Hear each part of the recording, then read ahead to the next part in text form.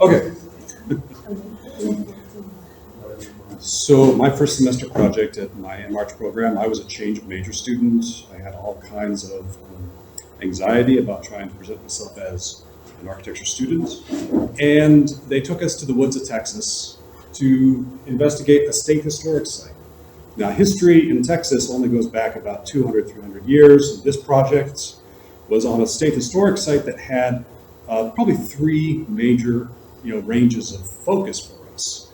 And the Kreischer Brewery was established by Heinrich Kreischer, who was a German who came over from Bavaria, where he had learned from the monks how to make beer, and built the first commercial brewery in Texas, a space about the size of Western Europe.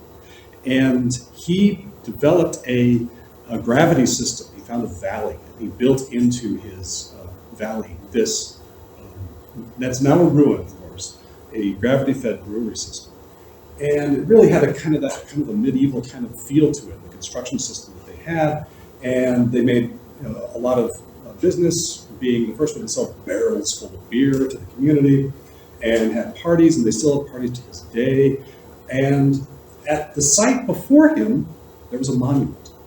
This is a cenotaph that houses the remains of the community's soldiers who, during the period of time, brief period of time during the 1830s, Texas was its own republic, briefly before it joined the United States.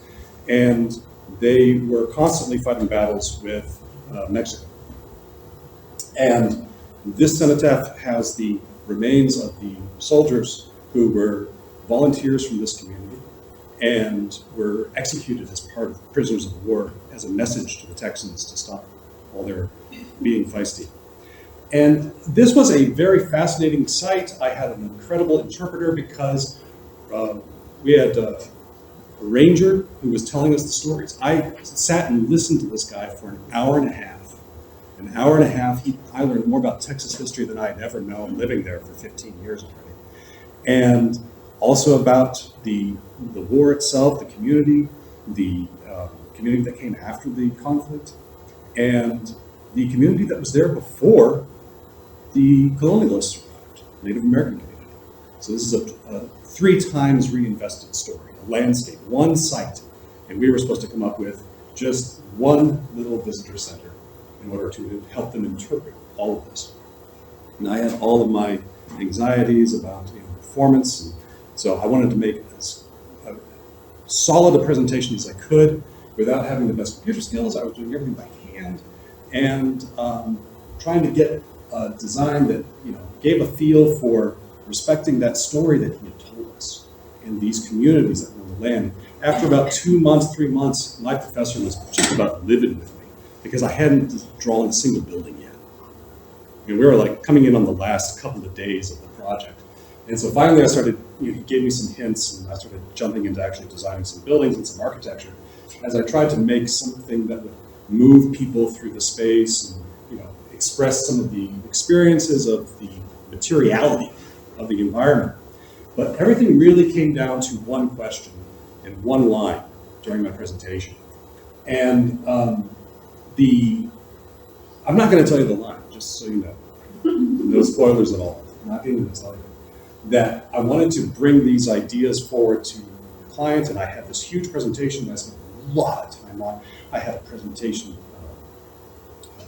transcript, what I was going to tell them, and I was ready to go. I had an incredibly expensive print up. I had found this very fine art paper at the art store, and I found that it would actually take a inkjet printer, and I could print sepia ink onto this it had no glare at all. The page you could just see into. There was nothing bounced back off the page. It was a gorgeous presentation. And I thought, okay, I'm going to try and do this project. The day came, and a couple other students got to present before me, and we all talked about our climate adaptations, about how we're going to work with this valley, and Texas has even got a more extreme climate than Cyprus does. But all these issues about shading and cooling, and keeping track of where those trees were. We surveyed the trees very carefully for our project. But I spent more time looking at this than I did at anything else. It was driving the professor insane.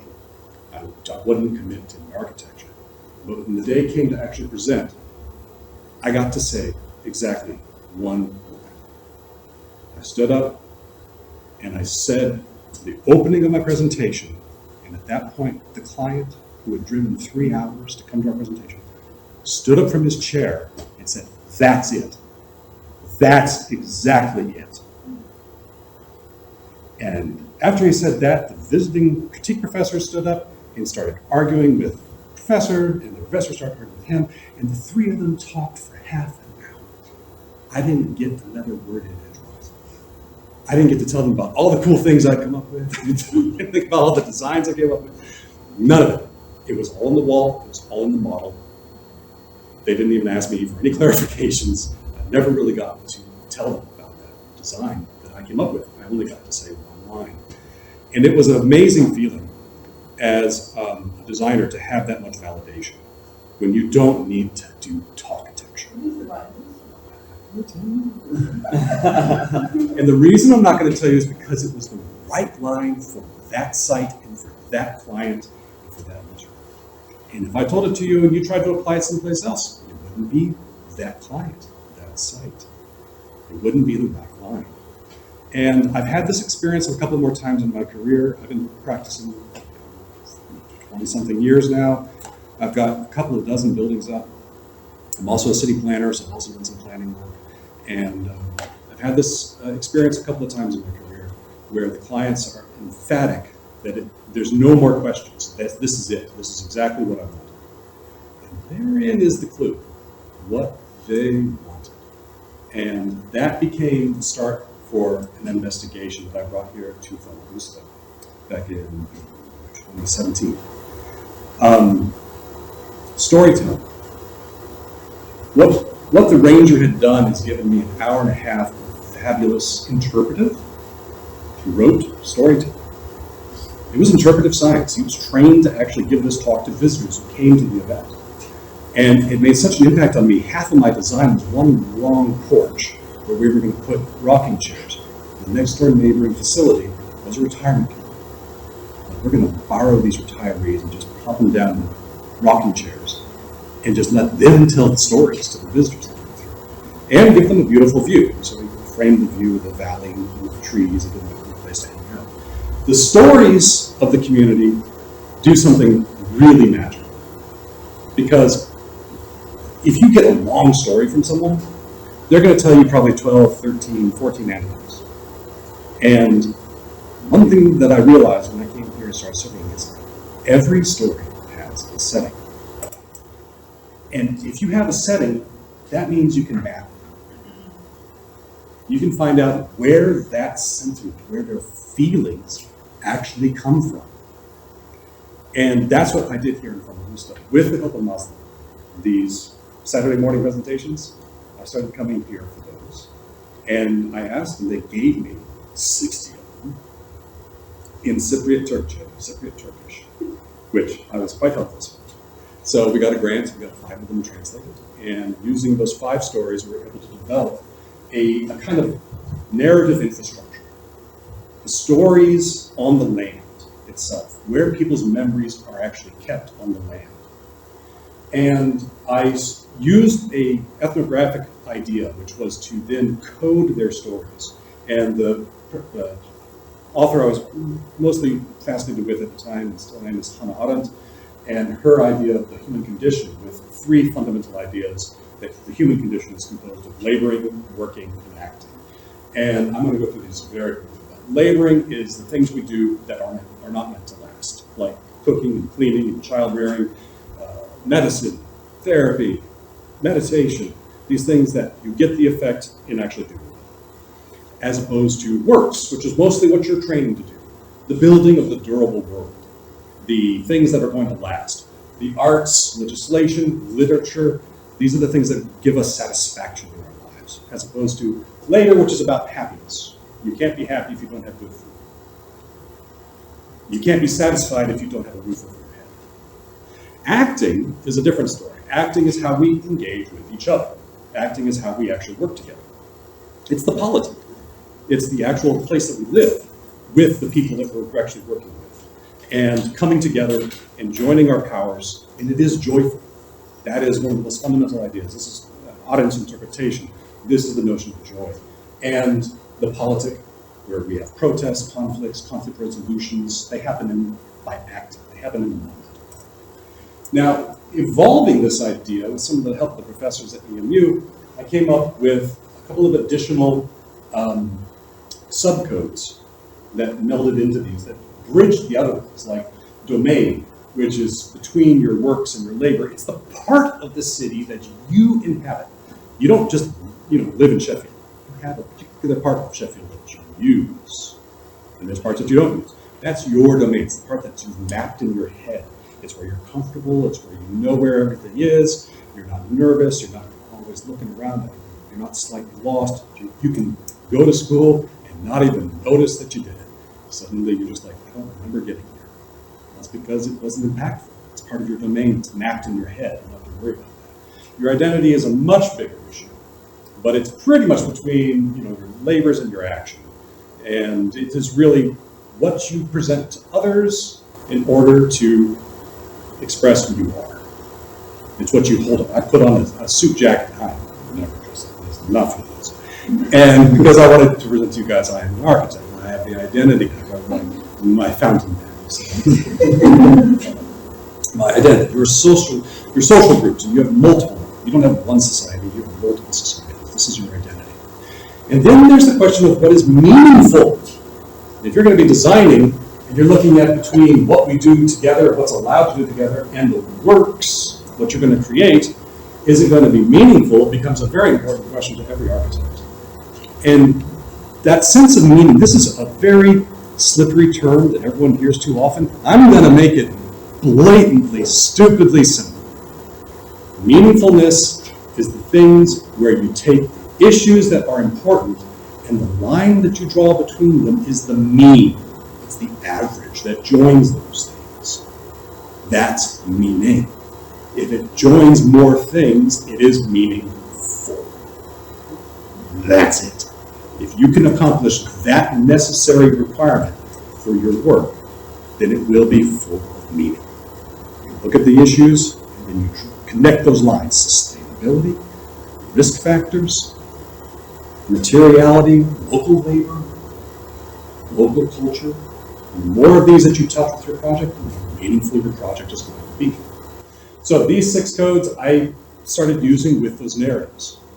We made transcripts of the narratives, and we started digging into those narratives and then looking at them, hour and a half long, presentations, and then coding those with these 6 codes, these 6 ideas, and then spotting the settings for each one. And from that, you're then able to find the little pieces of the community and what they're what they feel is most important. And sometimes you can also find out what's missing, which is what happened here. I also did this with the literature I was working with. You guys are doing design, not nearly so big an issue, but I used it simultaneously. I used the exact same codes to work with the literature review I was working with so that I had a consistency. And when I needed to write about it, I already knew which portions of the literature review went with which portions of the study, which went with which portions of the stories to validate the storytellers from Muslim. Then, once we had that, we could actually put the stories on the map with Mağusa. These are just the tools I used to do this. But the fun part then became distributing those around the landscape. A story is not in the mind of the individual who remembers it a spot. That wouldn't make a whole lot of sense, right? They're going to think of it when they're reminded of it. That's the physical extent of someone's story. It's when they might think of it. It's not any one particular location. That was the assumption I started with. So I gave stories a good 220 meters away, saying, person in their 60s, moving about 4 miles an hour, 4 kilometers an hour, and they would probably see something that might remind them within 220 meters of their stories. So that's the narrative catchment. That was the idea I was going with. Which did something really awesome. It allowed their stories to overlap. And this became a whole new design tool. This became something that we could do a storytelling with. And within the analysis, of course, we have, a distribution of those. So here's all the different codes individually, and the 5 storytellers. And what doesn't immediately pop out is that of the 6 primary codes, the one for labor is almost non-existent. 85 stories, and they hardly tell any stories about happiness or working hard or eating. The Mazda community in particular didn't have happy stories about the castle. And that was an interesting comment. That was the fun. That got me my master's.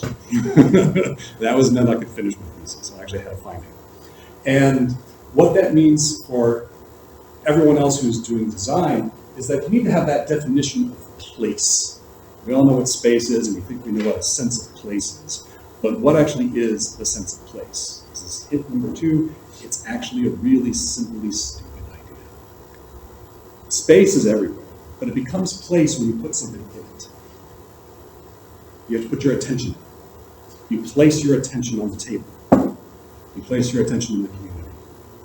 But I can't communicate that to you except as a story. I can't give you my brain cells. I have to tell you a story. And that's what the master community did for me. So these are the 4 points I would hope you all would take away as an opportunity for your project as you move forward, is that make these projects about other people's ideas. Because that's when they will go, that's it. That's exactly it. Because it's in their heads. If it's all your cleverness, they're not going to say that. The idea, if it comes from them, you have automatic buy-in. I've had multiple employers. I've had 6 or 7 firms I've worked for. And many of them, their technique has been, of course, to make friends. All of their clients are their dear, dear friends. And they hope they won't get sued that way. And they hope they get recommendations that way. So on and so forth. I never really accomplished that, but I still got this connection level because I listened to them. And I worked very hard to interpret what they were doing. This methodology is one way to interpret that information that you get, to interpret people who don't understand design. They understand sign. They know what they want, but they don't know how to make it real. They understand the sign of what they want, but they don't understand the symbol.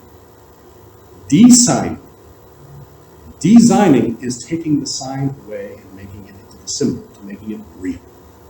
Making your idea buildable, making their idea buildable. When it's already their idea, then you already have buy-in. And that's a successful project. If you're going to be doing sculpture in space, you're going to be as this is not nearly so relevant. If you're going to be a practicing architect that has to deal with clients, satisfying clients, that's the kind of mode that they want. They want to feel heard, understood, and interpreted. You take their old stories and you make something new from those old stories. Not from your ideas, not from branding, not from magazine architecture.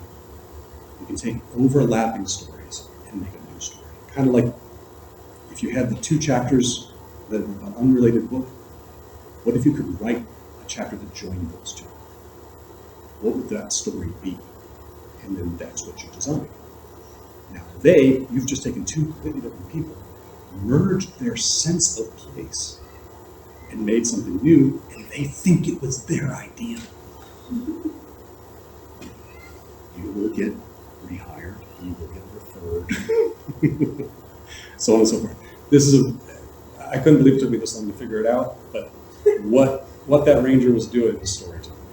And the potential for storytelling is tremendous. And there is an opportunity here in Famagusta. The narrative infrastructure that I've made is already online. It's available for your use. If you're working within the walls, Master doesn't tell many stories outside the walls. So if your projects happen to be inside the walls, this is already available, up and running right now online. And you can see all the stories from these 5 storytellers. It's 85 different narratives. And if you have any other questions, you can reach me through that. That's it. If you have any questions, you can always reach me through there, or I'm right here right now if you guys have any questions. Thank you. Thank you.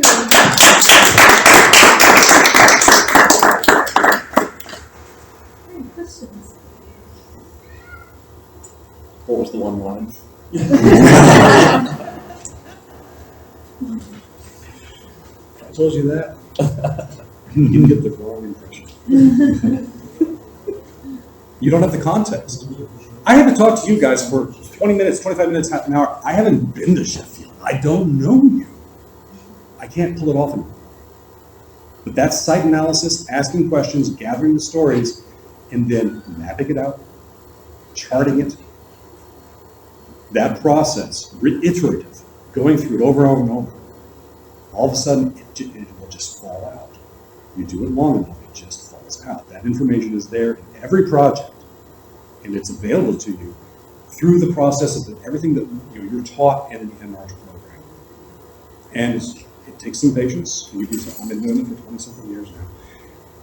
You get into a rhythm with it, and clients really begin to appreciate you for your ability to listen, interpret, throw something at them, and sometimes they go, "Oh my, that is so wrong for these reasons." And that's happened to me several times. And then, particularly healthcare. I do a lot of healthcare work in hospitals, and the nurses are unapologetic. If you get it wrong, they will take you down a notch.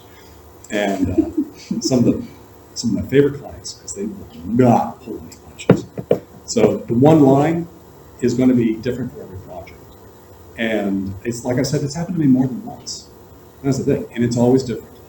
And getting to know your context in this brief period, you don't have a huge amount of time in order to put this together. While you're here, you need to be strategic with your site visit and listen to the stories. There is, not the history so much. That's part of it. That's one layer. But those people aren't alive. They're not going to come back from the dead and help you support your project to be successful. It's the living community that has to be inspired by your design. You can bring forward the past, but if you don't bring forward their living memories, you won't get them where you need them, which is they are your caretakers. They are the stewards. You finish your project, you get paid, you leave. You're off the project. They have to inherit what you've done for them, and they have to believe in it.